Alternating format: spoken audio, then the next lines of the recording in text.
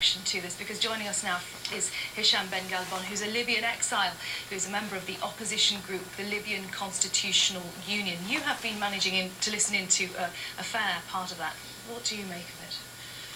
I think to start with, we can see that the UN resolution is already paying dividends. Now the guns are silenced and they're turning to a PR war, if you like.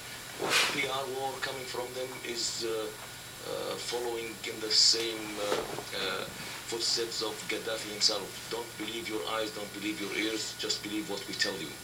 Because what this gentleman was saying is plain lies that can be easily proven to the contrary.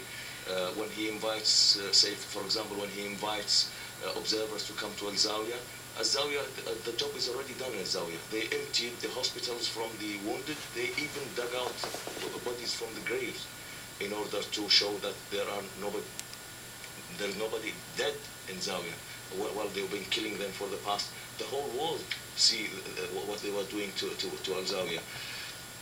Now the talk that inviting observers from abroad, they will resort to observers from Africa. Quite frankly, with no disrespect to anybody, half of Africa is in his payroll. China, Germany, he's trying to play on the Chinese reluctance to go on board. The Germans had a very strange position, and uncomfortable position towards the resolution. And Turkey, Prime Minister Erdogan was making all sorts of contradictory statements in the build-up. So he's inviting those who are not fully on board and attempting to make cracks in the international community. One thing he said was that those who have been killed in these military operations are either elements of the armed forces or the security forces or those from the armed militias. He seemed to be saying that this is not something that has affected civilians. They have not targeted innocent civilians. Innocent civilians have been massacred by the hundreds, and they are on camera, on videos, and all neutral observers have seen all that. As I said, they just expect people not to believe what they know, and they give them the facts. What about this ceasefire now? I mean, how much faith? You said this is just plain lies, that this idea that they will be adhering to the ceasefire. They say, just read, I'll put to you what they said. Their government forces have conducted no military operations since announcing a ceasefire. We've had no bombardment of any kind since the ceasefire was declared.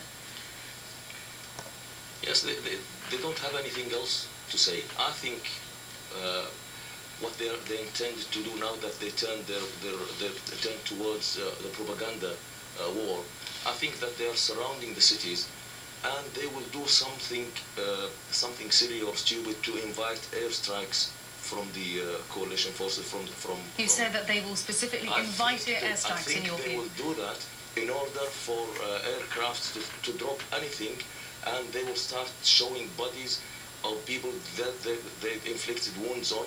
They will start showing children, women, and they don't care how horrible the pictures are. Okay. And they did that after the airstrike in 1986, when President Reagan and Margaret Thatcher sent an airstrike on Tripoli. And we must leave it there. Hisham Ben-Ghalbon, I'm terribly sorry to interrupt you. Libyan exile, thank you very much indeed for sharing your point of view. Exactly.